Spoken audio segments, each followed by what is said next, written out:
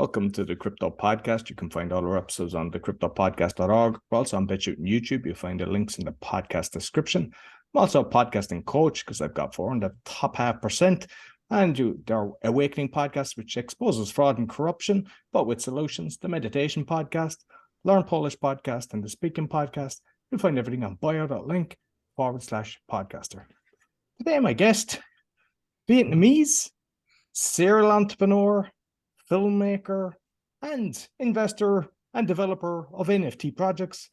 Please welcome Khoa Lai.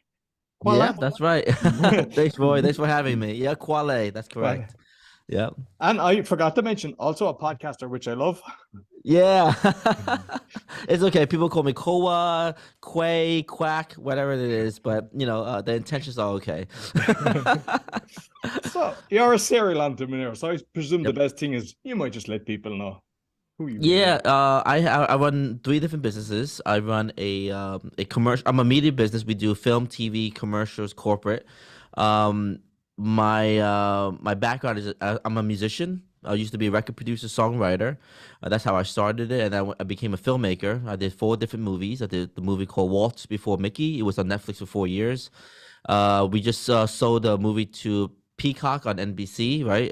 It's called Jose Feliciano. Feliz Navidad. Good time to talk about him. And then we just sold the movie called Bezos, the beginnings of Amazon. So that's a narrative feature film, and has Marcus Lemonis on it for anyone that knows business. He's one of my guest stars up there, and then we have another movie that's an acquisition called Vanilla Ice. So. And that's my business. And I do have another company called Live Picture Studios where we're in the wedding business. What kind of pays the bills. We do 500 weddings a year in the local area, and we just started franchising the company. Well, we're going through the legal process to franchise the company, so we'll be ready for that next year. And my baby, the one that I'm so gung-ho on, is called Sutudu. That's the reason why I'm on the podcast, is to talk about the Web3, the crypto, how we're gonna solve major entertainment licensing issues that goes on with that. I would say, like, the people think that crypto is a scamming industry. Wait until if you get into the entertainment industry, that's been scamming for 100 years. But people don't know that. People like to make I call it birthing their baby, right? They write their movies and where it is, and they spend 5 years and they give it away to somebody that's almost a stranger for them to mistreat it. And I would say tons of filmmakers, especially the indies, get screwed out of it. And so I'm here to solve that problem. And we believe that what we're doing in our Sutudu project is going to do that. No, excellent. And I think you mentioned 4 films that you made. So I went into your site and I seen the trailers. Like, they're as good as you get. It's not as if, like, oh, I've done 4 pictures and you'd assume they'd be kind of low budget and they're high quality films. I would hope so. I mean, I know when I did my first movie, Waltz Before Mickey, it was sold out at Disney World for 12 weeks. It was in the movie theater for 12 weeks. It was one of the longest, in history, that is, one of the longest running movies. Because it's about Walt Disney. Anytime you go by, you want to know the story about Walt Disney. And, I had Thomas Ian Nicholas, John Heder, Jodie Sweetin from Fuller House was in it. And that was my first movie, and that was a great experience. But you know what? Unfortunately, I came in as a director. I also came in as a producer, and I haven't seen a royalty check come in, and I haven't seen royalty checks come in for any of my films, and even for the music stuff. And you talk to the attorneys, and or you talk to the producers, and the producers said, I haven't got my check either for any royalties. And I'm like, how is that possible? I said, well, then they would say you have a choice you want to go after them, but it's going to cost you about $250,000 to go through litigation. Is it worth it? And at that point, there's no transparency on how much a movie actually made, and the contract wasn't written in my favor. And so at that point, you might as well just call it a day, move on, right?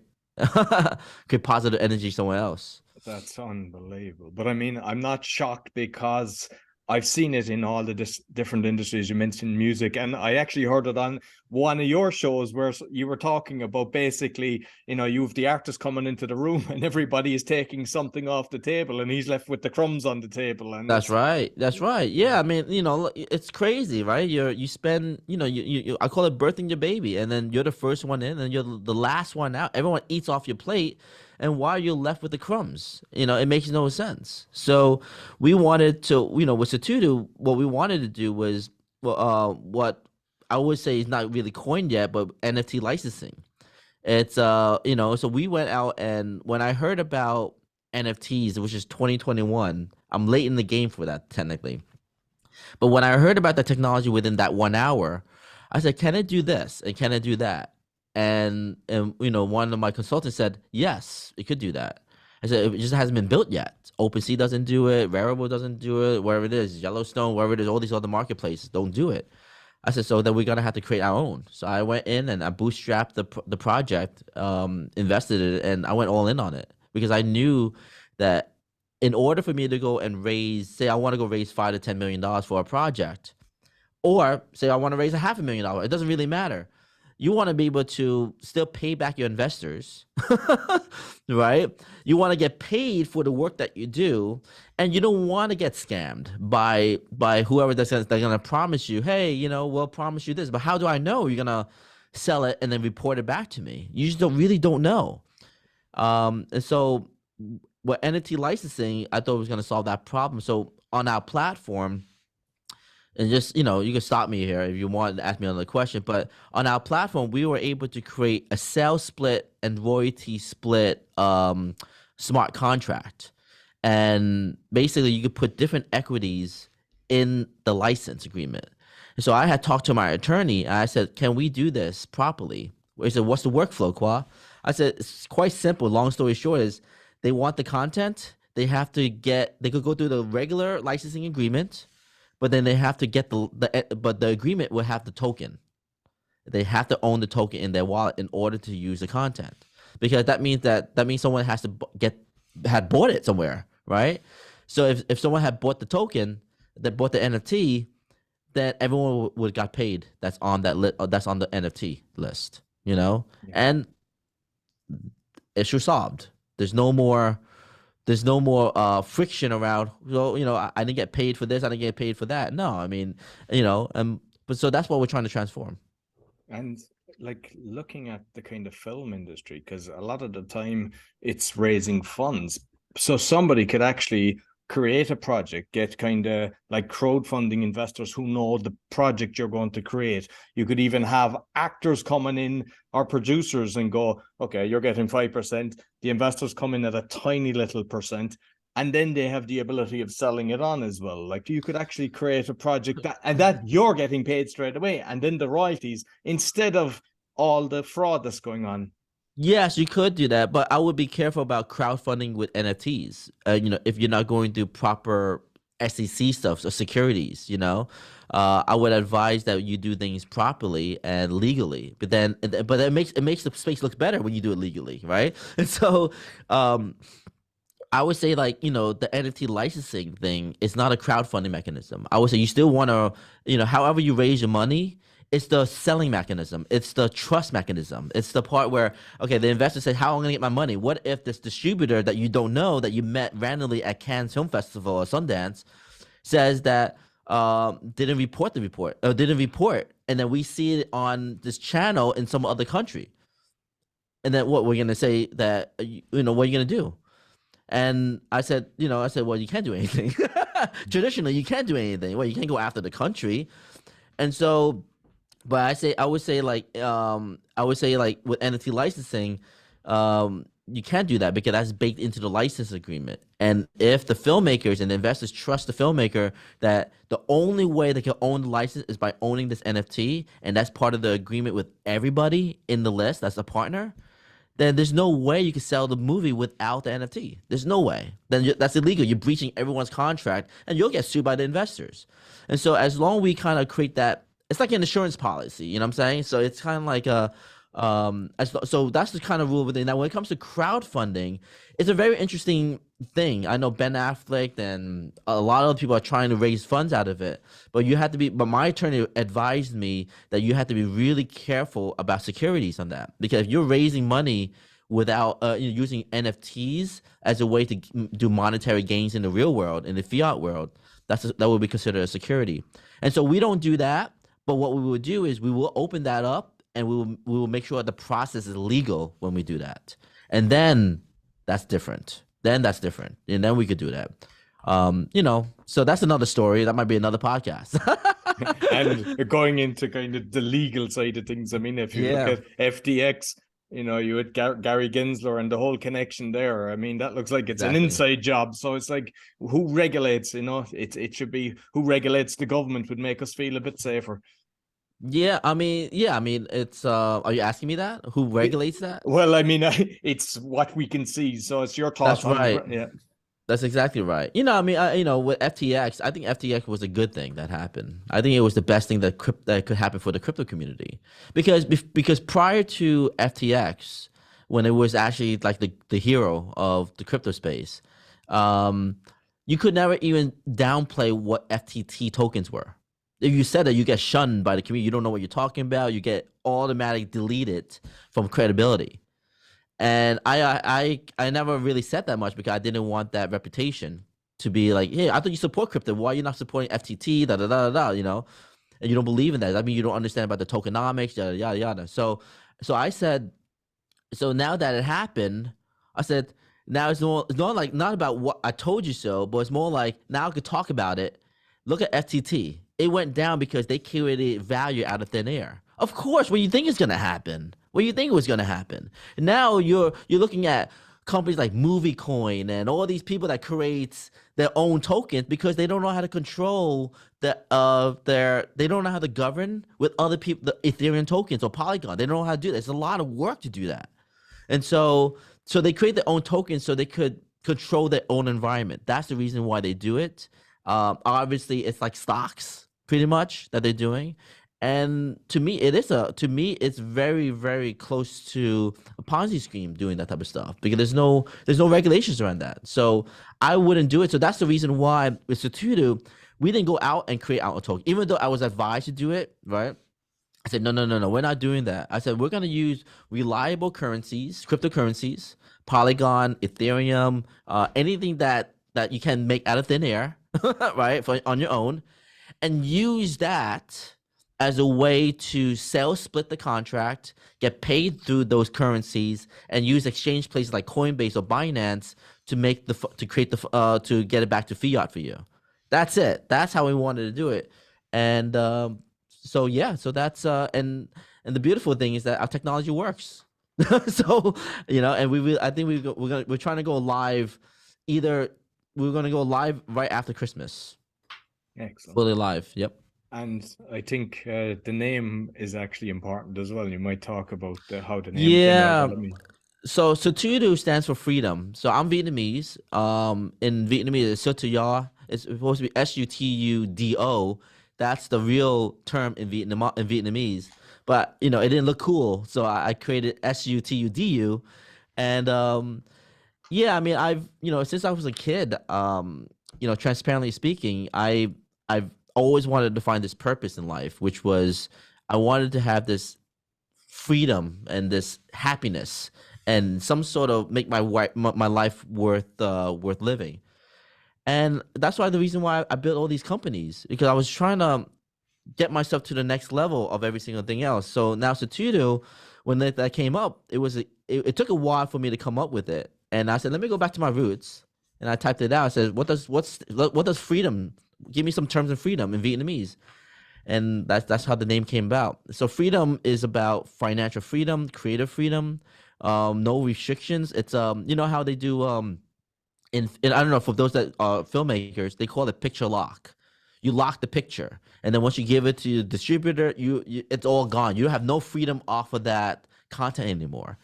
And I thought that it'd be great to have your freedom to own your own content and to be able to have control on your content. And to me, that's freedom as a creative artist. Where it's free. It could be your music, it could be books, it could be other IP work that you own. And if you could own your stuff and you could control it, and then if you're able to easily monetize it, then I think that's one of the. I mean, for me, I live in America. That's an American dream. Yeah, no, excellent, excellent. And Mm-hmm. because I know you're launching, but I'm assuming you know the fees, because like say OpenSea, I don't know, is it 2.5 or 3%? They all vary, just I don't know, 50 plus now. So what will be the fees Yeah, on? Yeah, transaction fees are 2.5 on the Polygon chain.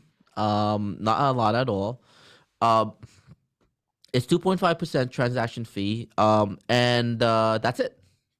And because it's Polygon, you're minting for 0.001 cents. So you could instantly mint. So you don't technically need to whitelist certain things unless you have this crowd, because whitelisting and everything else was made because the network was so damn slow with Ethereum. But Polygon is really like, at lightning speed. The only time you're gonna whitelist is because you got a waiting list that wants to get in first before it gets sold out. That's the only time you do it.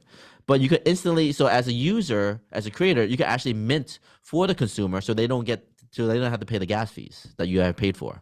You know what I'm saying? yeah. Um, Another portion of it, but then you could do lazy minting. On our platform, you can also do ERC 721s on the Polygon chain. OpenSea only does 1155, and you cannot instantly mint on the blockchain. So that means you have to, with OpenSea, I'm not trying to badge on them because they're a big trendsetter for us. But there are also a lot of flaws around it.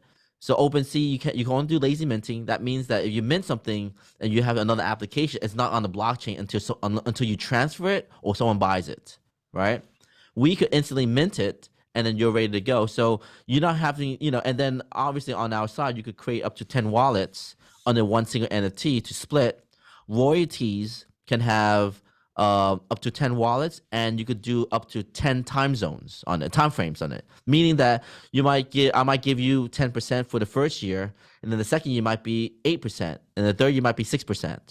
And then you could do it, and then your last year, your fifth year could be forever, for 2% for forever, you know? Another unique feature that we have is the first time buyer royalty. So let's just say you brought in your early adopters. They believe in your project. They're the one that takes the risk. Are you going to reward them the same way as everyone else gets rewarded? That the one that are the followers. No, you want to make it a little more special for at least as an option, make it more special. So we enable an option where, as a creator, you are able to offer them royalties with you, so they become a partner upon purchase of a token. So if you sold a token for $2,000, something, or $5,000 or whatever it is, you could give them a 2.5, 3% royalty. So you own 5%, they own 3%. It becomes an 8% royalty, except that now they go into the blockchain, and every time it gets transacted, in the secondary sales, he or she will get paid in the royalty side of the thing. Imagine owning 2% of Bored Ape.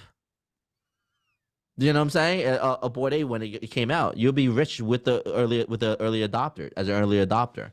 So we thought that was really cool. And you know what? Because we're still early in our stages. We don't have any real reporting features like OpenSea does. Like you can see top 10 NFTs, analytics, and But I think about it. I think that's a good thing that we don't have that yet.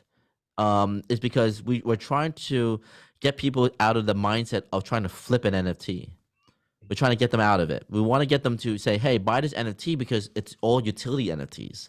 I give an example. Tell me if I'm talking too much here. So I give you an example. So I had a recent client. We haven't opened yet, right? But I have a paying client for our media services. And we do retainer services, right? For marketing and stuff. And so he goes, can I pay you 10 hours? How much is it worth for 10 hours of marketing service with us? Oh, it's $100 an hour. All right. Oh, that's affordable. Cool. And he goes, how do you want to pay us? You want to pay I could invoice you, Zelle, right? Venmo, or a credit card. And I said, or NFT. And he goes, what do you mean NFT? And he goes, yeah, I will mint the NFT for you, and you'll buy the NFT. And I said, it says, oh, that's interesting. I said, yeah. I said, but the cool thing about that is, what's the difference? Why should I buy the NFT versus just giving you a regular invoice? And I said, well, the difference is that if you don't use up all the hours, then you can actually resell it to somebody else and save money. It might not be the same amount that you sold it for, but you saved money because you have 5 hours left. If you don't use it, you're gonna lose it, you know. And he thought it was great. So they chose. So two of my clients chose the NFT route to paying us, which is very interesting. So in the invoice, you put a description in. Same thing in NFT, we put a description in what the service we're providing.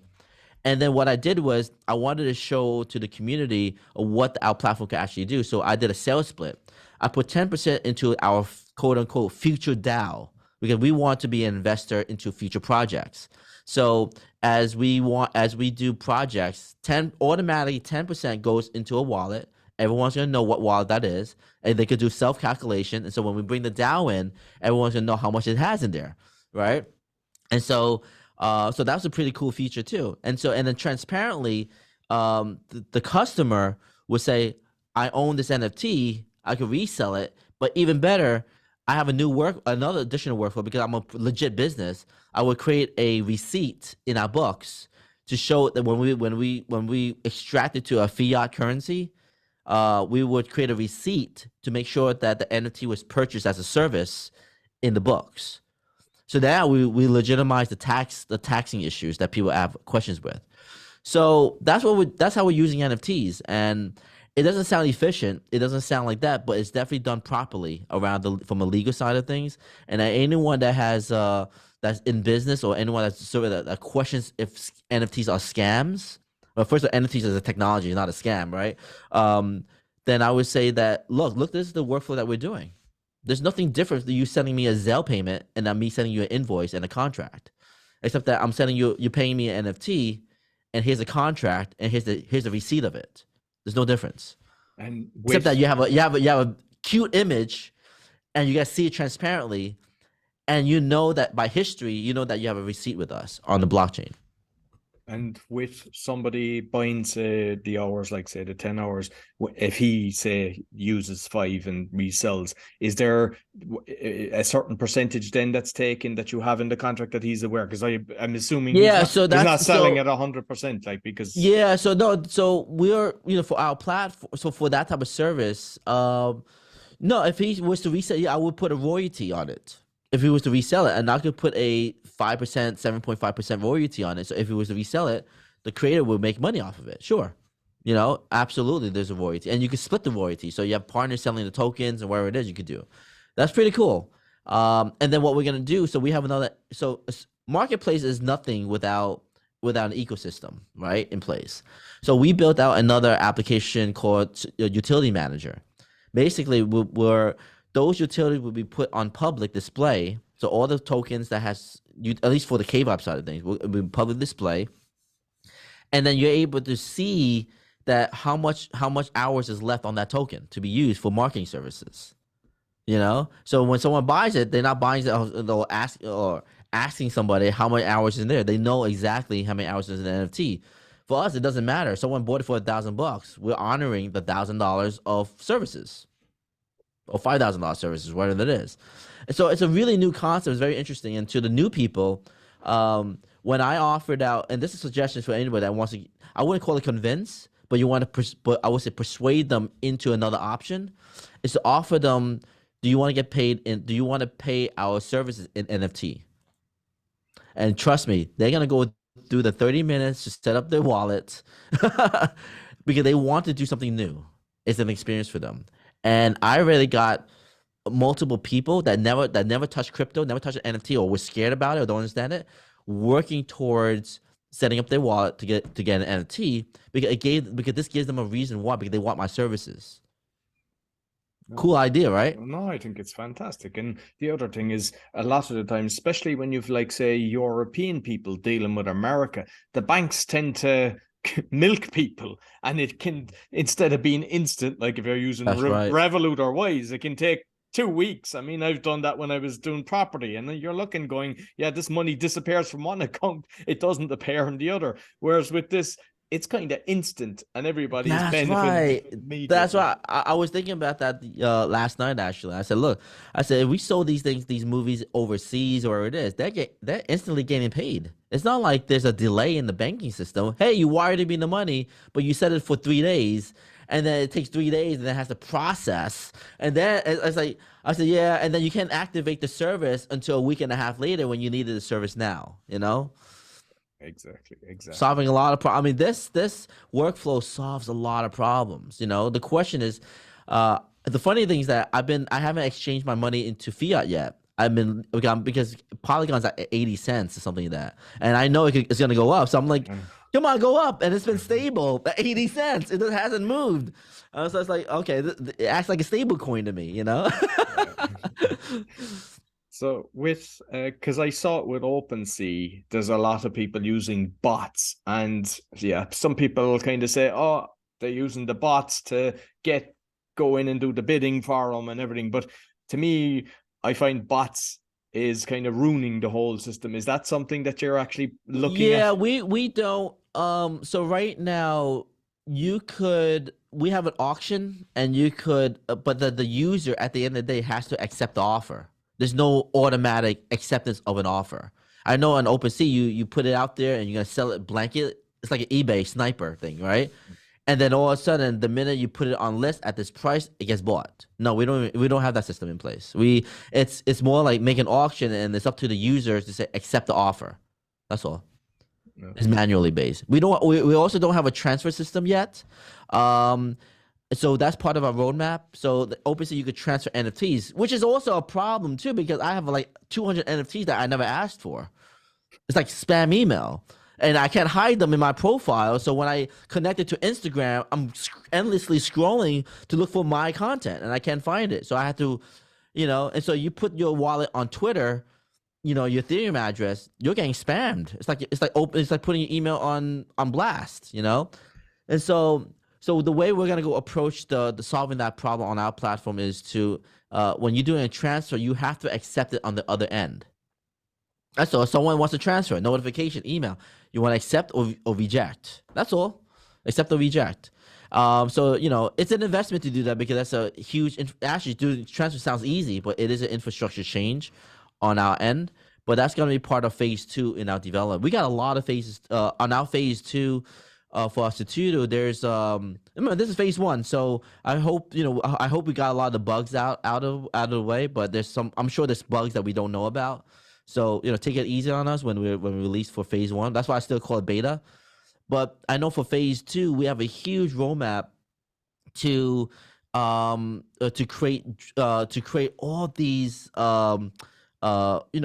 they sound small things, but it's kind of like editing your collection. But right now you can't edit your collections, moving and drag and dropping your collections and reordering them like you can't even do it on Instagram, and so we want to do those type of stuff. We want to integrate licensing, like you get Creative Commons, you got your drop downs, and you can upload your own personal license to the platform. So this way, when let's say you're doing stock photography or stock video, you own the platform, not iStock, not Getty Images, none of that. You own that stuff. Now, if you're doing stock photography, you create your own license. Do you want to get it used? And then if it was to get resold, great, you're getting a percentage because they're reselling it for you, right? So or you could restrict that access from doing that. And so, we're adding these licensing features in there, and then the next thing is this. We want to listen to the people, right? We want to be able to listen to what they want, what they think is going to be cool, and I hope that what they ask for is something that people want to use fully. And then if they want to use it, we'll make it. That's all that is. Excellent. And say with like photography or art, digital art, and things like that, where is it actually stored? Because that was one of the things that I kind of, through conversations on the podcast, I thought it was actually all in the blockchain, but it's not. It's stored somewhere. What way is it going to be done? So it's on IPFS, but you get to choose the option. So you got to, when you create your profile, you're gonna say you want to freeze your metadata, which means it stores everything on IPFS. right? And And what IPFS I've is never heard of that before. You might explain what oh, that gotcha. means. So IPFS is your content decentralization system, right? You cannot change it, anything like that.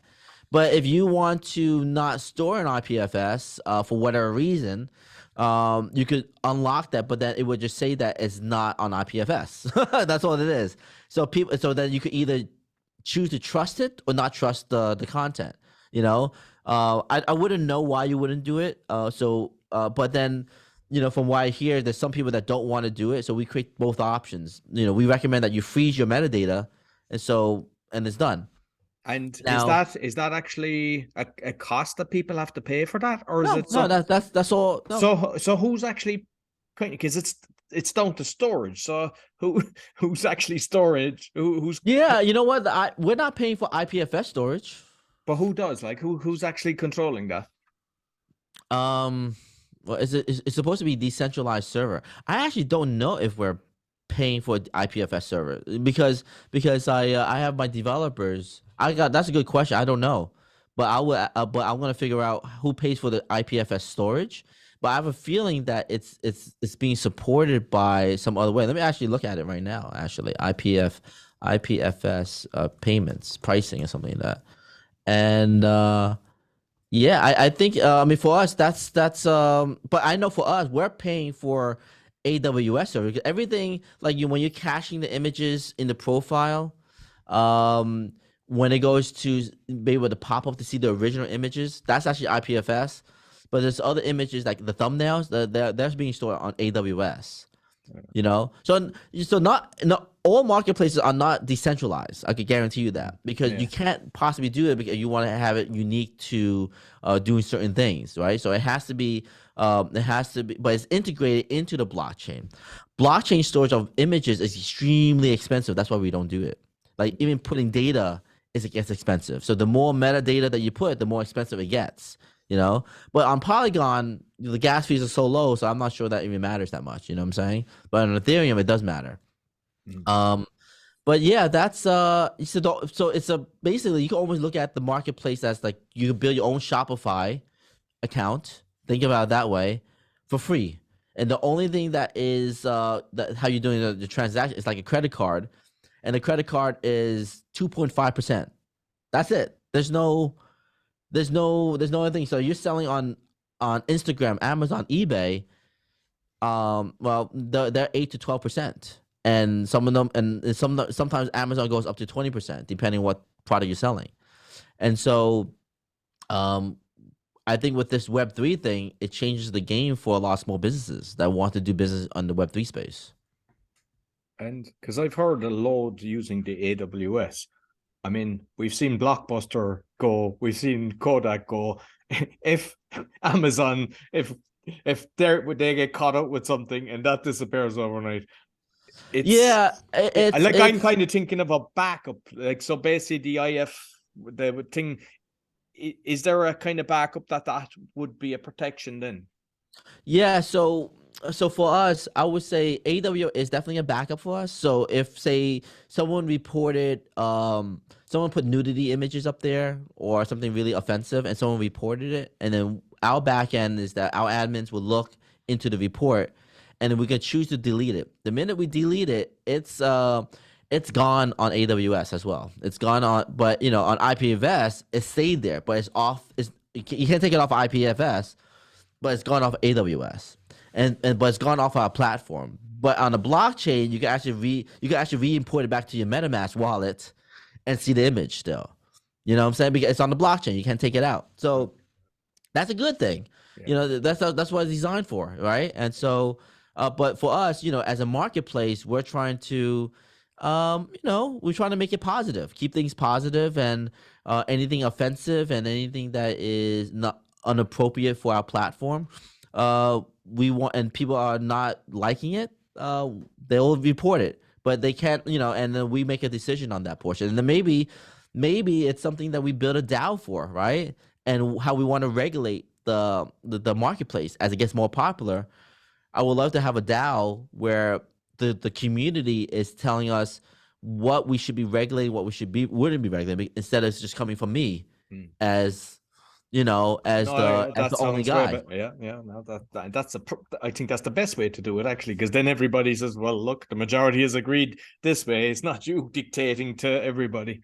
Exactly. And then what we could probably do in the future would be like, because of our sales split, how the DAO can make financial sense as it develops for new projects is that any project that wants to maybe there's some sort of incentive could put a percentage to the DAO. So every time they sell their tokens, the NFTs, portion of the money goes to that's like a nonprofit thing. So they're contributing to the marketplace, and in the hope that the DAO is actually creating a nice governance to the marketplace in the customer and the user's favor. Excellent. And with kind of like the social media, because I see with Twitter, you've got like 45,000, so you've a decent following. But with all the other ones, what's your kind? Because to be honest, Discord, I kind of haven't turned it on for ages. It's kind of got me demented because spammers, you mentioned That's right. getting free NFTs. I've got that as well. And I got one where it was like it's like graphic naked. And you're going, how can I hide this? Somebody just send it. That's right. They just send it to you. Right. Yeah, that's exactly right. And that's, there's a lot, we're still in early phases, but the answer is for us on Discord, we have a Discord, but you have to buy what we call an alpha film, alpha music. We have an alpha in our collection. It's called Creative Alpha Freedom, right? Creative Freedom Alpha, sorry. If you buy one of our tokens, then you actually access our Discord in private channels. And the purchase to get in is really low cost, $65, right? 80matic pretty much. And so we didn't want to open up the Discord for everybody, And because I'm legitimate, you can look at me on Google. I'm on IMDb. I did my movies. And hopefully there's some trust involved in here. And so if you believe in that community and how we're doing it, I would advise everyone to do that. If they're doing the Discord, have people buy into a Discord if you want to see. Now you could go into a general channel, just don't go turn off your DMs. Don't click on any links in the general channel, those type of stuff. We want to advise on that. But then if you want to connect with the community, invest into a token, support the community as well. It costs you 3 lunches, or maybe 6 Starbucks, 7 Starbucks drinks, and then you can support a community, be part of the alpha group, and have a seat at the table, because we want to build this community up to communicate and move things forward, and to know what everyone wants to happen in the future, and talk about the problem and how we're going to solve it. And so the other part is that, so when you buy one of those tokens, it's automatically created for you. Basically, you buy the token. We use Guild XYZ, right? I think it's phenomenal. Or we try to use a collab land, but the minute you sell the token, you still have access to it for 24 hours, and I thought that was kind of not cool. So we went with Guild XYZ. You connect your token, you connect your wallet to that, and then you have access to our Discord and Telegram. I think Telegram has less bots, less, I wouldn't say less scammers, but it's not bot based, because it's not easy to create bots in Telegram like that, maybe it is, but I don't know. I haven't experienced the spam yet, and then, and it's tied around your phone number. You know what I'm saying? It's not like you have a random server, you're creating it. So there's people, any scammers will be a little bit more hesitant to put Telegram on their phone if they're trying to scam anybody, because you're able to get tracked through Telegram. Yeah. So we're building out so a lot of the push I'm doing is through Telegram, and I think it's cool, and it's actually easier to connect than Discord is. But we want to offer both, just so we don't want to exclude the market from those that are used to Discord and they want to be a part of it. And I said, hey, we're communicating we have 2 different channels to communicate on. I mean, I love the fact that the technology got to the point of automation. Buy the token, get access. Lose the token, lose access. It's all automated. There's no manually thing done, and it's like phenomenal. It gives me another reason. It's the reason why I built that token. And what we did was, what's different is that we're doing it as an ERC 1155 token gating system. So basically, we created. What we did was the purpose of those tokens wasn't to be unique. The purpose of those tokens was to build into a community, and it's like a membership card. You got a Capital One card, you got your Bank of America card, right? It's kind of similar to that. So And so we didn't want to spend hundreds of hours minting 721 tokens, for 5,000 of them, 10,000 of them. So on our platform, when you see that's different, and unlike OpenSea, you say you want 1,000 tokens of 1155, it creates literally 1,000 images. It's annoying. It floods your profile, and it's insane. Our side, you only see one token. It will say 1,000 of 1,000. So when you make the purchase, it goes 999 of 1,000, and then it's unique because the other user is able to sell it under that same umbrella. You got to see it. I understand. I understand. Excellent. Yeah. No, that's. But it's very, very clean to do that. Yeah. And so we thought that was the best way of approaching the community. It's obviously $65 is not an investment. So it's more of a support and join a community and learn some things and be part of something that could be great. But it could be an investment to a third world country. So I'm not knocking now on the price of it. And so, but we wanted to make it low cost for people to join and have $65 is, it's whatever. I'm willing to open my wallet. I'm willing to try. I trust Khoa. I trust what Sutudu is trying to do until they give me a reason not to trust them. That's all. So our standards is do our best to be 100% trustful. How do we do that? That's what we're trying to build.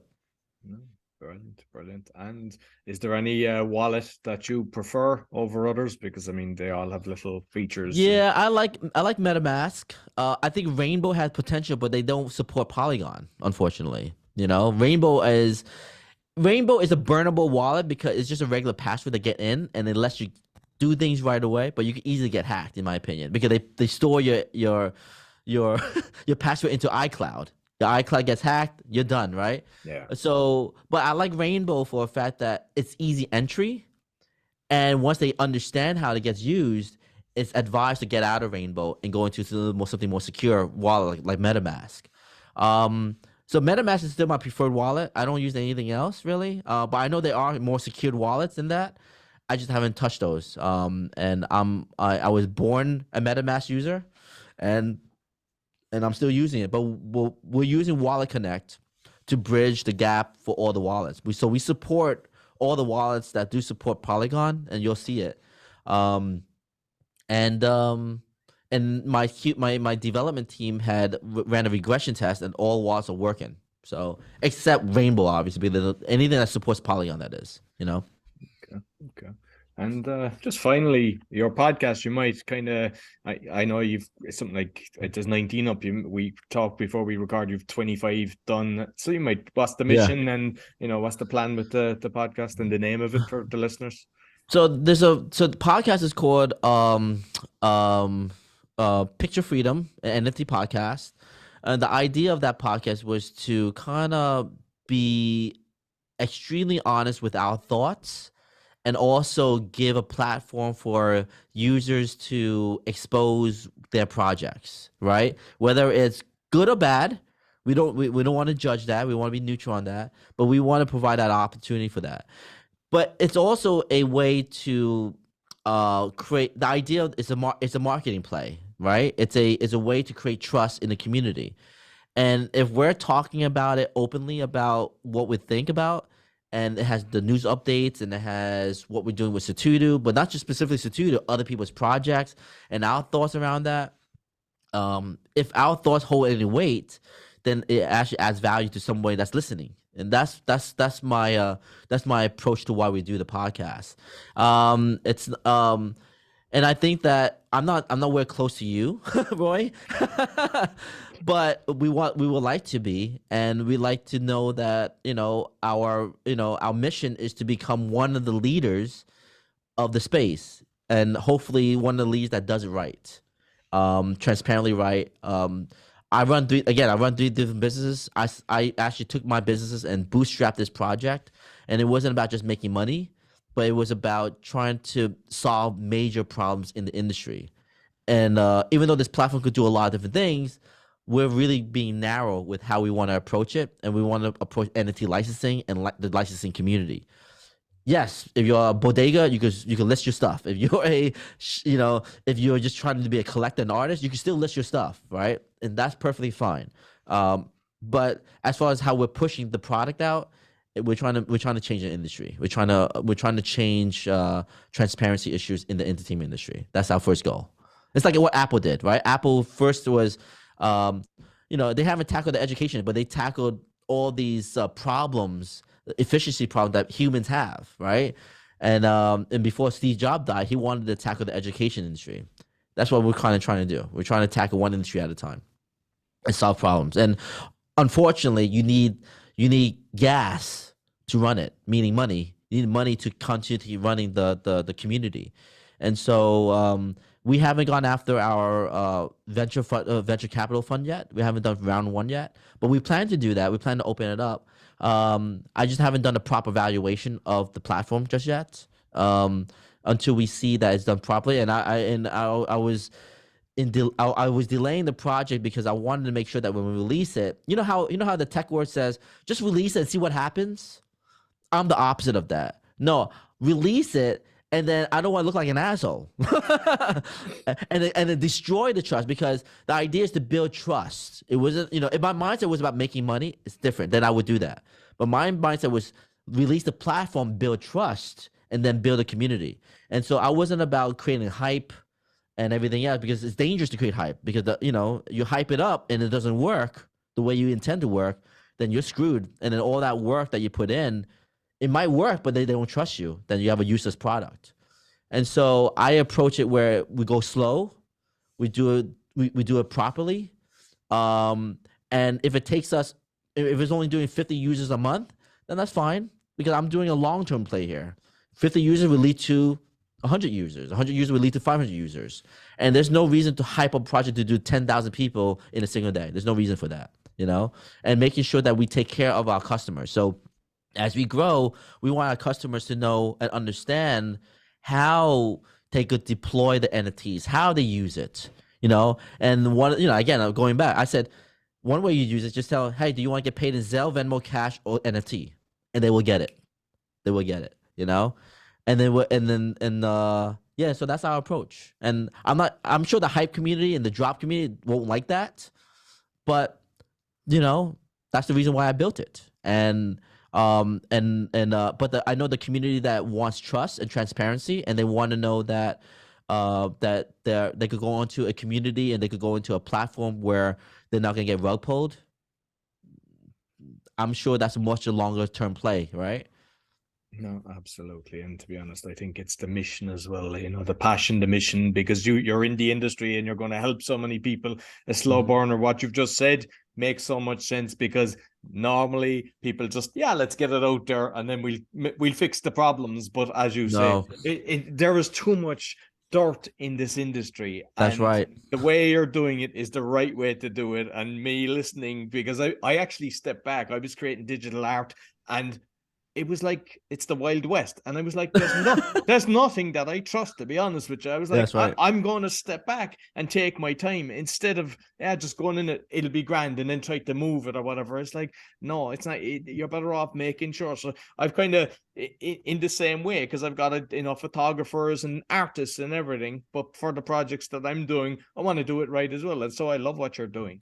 Yeah. I mean, your podcast, you have 850 podcasts. You should be gating your podcast, own a token for those that are serious about wanting your podcast. So your podcast is being supported. You know what I'm saying? So you could continue, because if you're providing a platform for thousands of people to listen to stuff, that's a value.